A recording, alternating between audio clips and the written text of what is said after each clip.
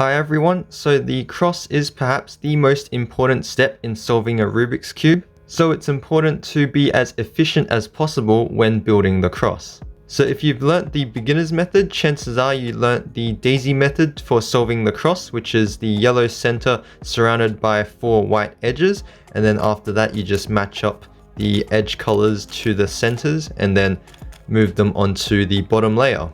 The daisy method is a good starting point in terms of learning the cross because it's a very simple concept, but unfortunately it is not the most efficient way of solving the cross. A more efficient way of building the cross is to actually solve it intuitively. There's a lot more freedom in terms of how pieces move around, which means that you can come up with more efficient solutions.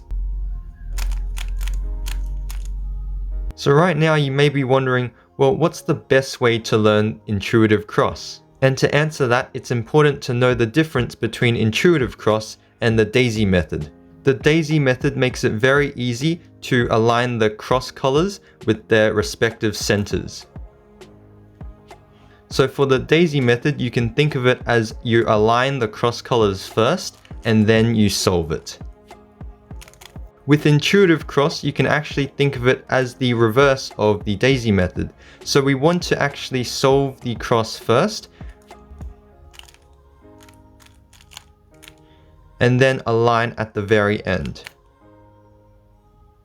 So in order for this method to work well, there are 2 requirements. The first one is that when you solve the cross, your cross pieces have to be correct relative to each other. So as I said, when you solve the cross, they don't need to be aligned, but the pieces must be correct relative. If you look at the centers, blue is on the left of red. The blue cross piece should be on the left of red cross piece.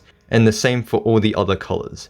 The second requirement is that the aligning move should be a D move. So it could be a D move, could be a D prime, could be a D2, but it has to be one of the D moves. If you've solved the cross and the pieces are not correct relative to each other, so here for example, green is usually on the opposite of blue, but right now I have green and blue next to each other, then this is actually not a valid way to solve the cross. And as you can see, there's no way I can align the entire cross just by doing D moves. So make sure that it's very important that you solve the cross relative to each other and then you align using one of the D moves. So to become more efficient at the intuitive cross method, it is very important that you're very familiar with the ordering of the center colors. If you're not familiar with the order of the center colors, or if you're color neutral, then whenever you're building the cross, make sure you have a look at how your centers are positioned and build your cross accordingly.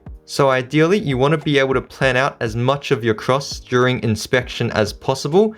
It might be pretty hard to plan out all 4 cross pieces during inspection when you're first learning the intuitive cross.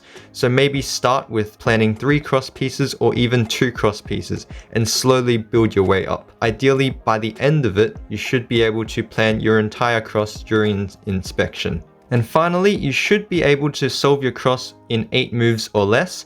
All cross solutions can be solved in 8 moves or less, so if you're doing too many moves during the cross, then chances are you're not doing the most efficient solution. Some patterns, such as this relationship here with the red and green cross piece, are going to take a bit of time to get used to, so after some practice you'll be able to tell that you can insert red and green together like this. And although they're not attached to their centers yet, they're actually correct relative to each other, and so is orange back here. Finally, there's the blue cross piece, which we can insert into this position. This is a bit of an advanced trick, but to make the finger tricks easier, we can move both the top and bottom layer over. And whenever you have a case like this is another pretty common case, you can always insert this cross piece with these 3 moves.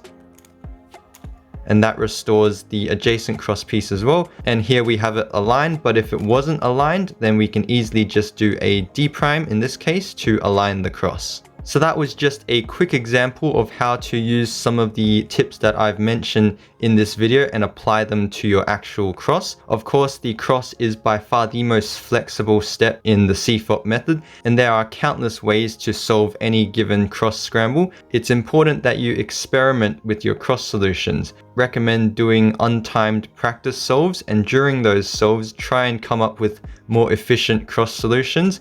Take note of how cross pieces interact with each other. It's going to take a bit of practice to get used to, but once you get familiar with the intuitive cross method, your cross solutions will be a lot quicker. So that's it for the intuitive cross tutorial. Like the video if you learned something new. Please subscribe if you want to see more similar videos. If you have any questions about anything in this video, feel free to leave a comment in the comment section down below. Thank you guys very much for watching, and I'll see you guys in the next video.